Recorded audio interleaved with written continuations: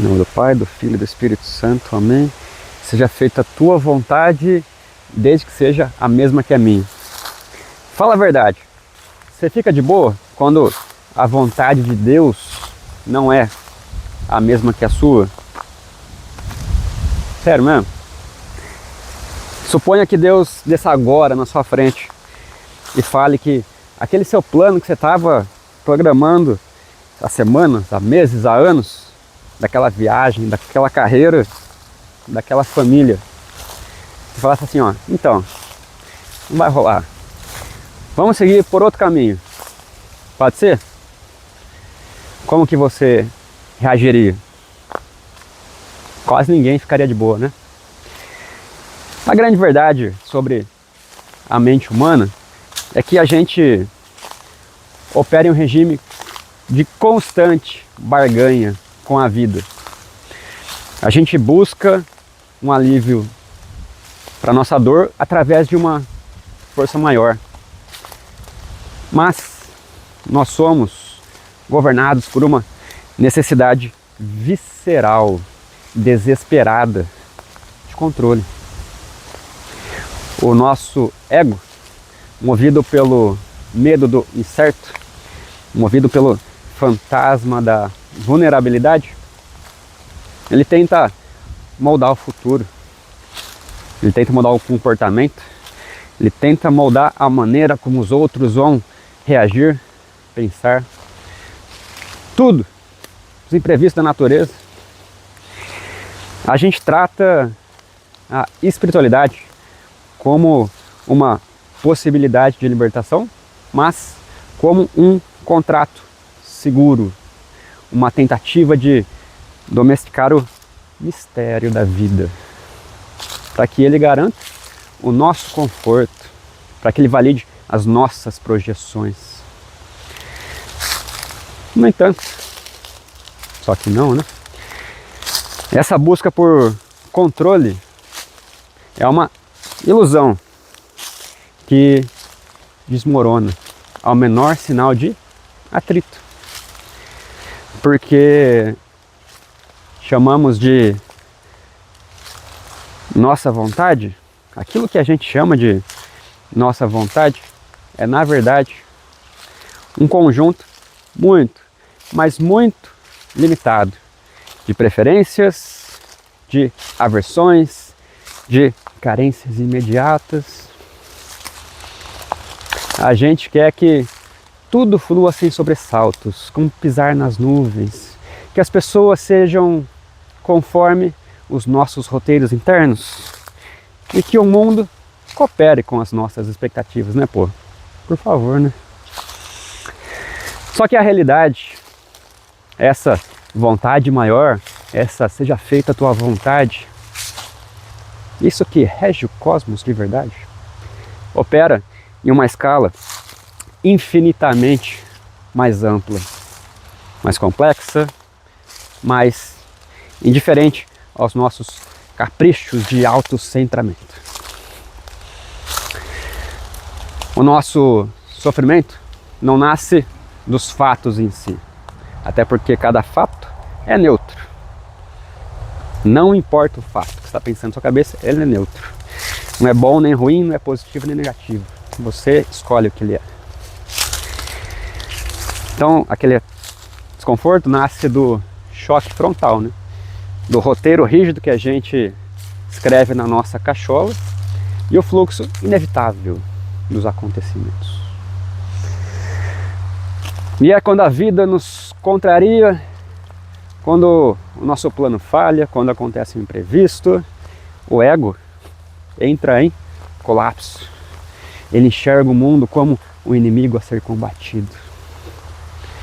E nisso, a pessoa nem sequer percebe que ela é a própria resistência que está gerando essa angústia.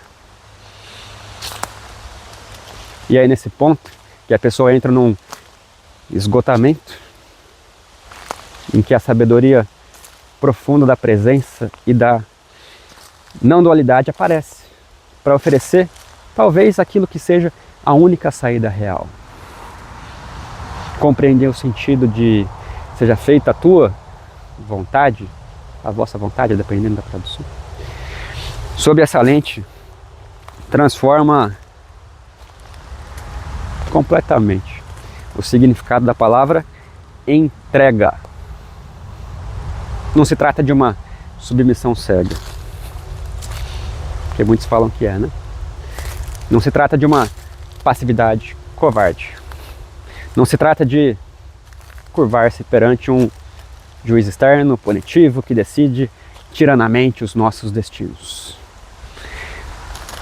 Na minha opinião, trata-se sim do ápice da nossa maturidade, da nossa inteligência existencial. É o reconhecimento lúcido de que brigar com a realidade que já está manifestada ali na nossa frente é uma completa insanidade que só consome a nossa energia vital. Dizer essas palavras com o coração em silêncio significa baixar as armas, cessar a guerra, principalmente aquela guerra mental, né, contra nós mesmos. E aí a gente abre mão das projeções ilusórias para nos alinharmos com o que é, aquilo que é. E aí quando essa resistência cessa, a separação entre nós e a vida desaparece. A nossa vontade pessoal, barulhenta, finalmente se cala. A gente finalmente percebe que o fluxo da vida, da realidade, é infinitamente muito mais sábio, muito mais acolhedor que a nossa tentativa solitária, mesquinha de governar o mundo. A gente descobre no fim das contas que a paz que a gente tanto busca, e aquela paz na satisfação dos nossos desejos, nunca esteve no controle dos resultados, mas onde? Na absoluta e corajosa liberdade de fluir junto com a vida. Liberdade está em fluir junto com a vida. E aqui eu quero trazer uma história que o pai Damião, lá do canal Águas de Aruanda, trouxe para exemplificar isso. Ele foi um dos que conviveram com Jesus, no meio daquela caravana que seguia Jesus, né? Para muito além dos 12. E ele fala que quando o avô de Jesus, e pelo que eu me lembro, acho que era o pai de Maria, tá? Não lembro se era o pai de José, eu acho que era o pai de Maria, mas enfim. Quando o avô de Jesus estava para desencarnar, ele estava lá na casinha dele, junto com a esposa dele. Estava lá Maria, José, Jesus pequenininho ainda, criancinha. E aí, ele já sabia que ia desencarnar, a avózinha também já sabia, a avózinha foi lá conversar com ele, e no final da conversa falou assim: entrego a tua vida nas mãos de Deus, que seja feita a tua vontade, a vontade de Deus, muito antes da minha. E aí, eu não lembro se foi José ou Maria, foi lá conversar com o pai.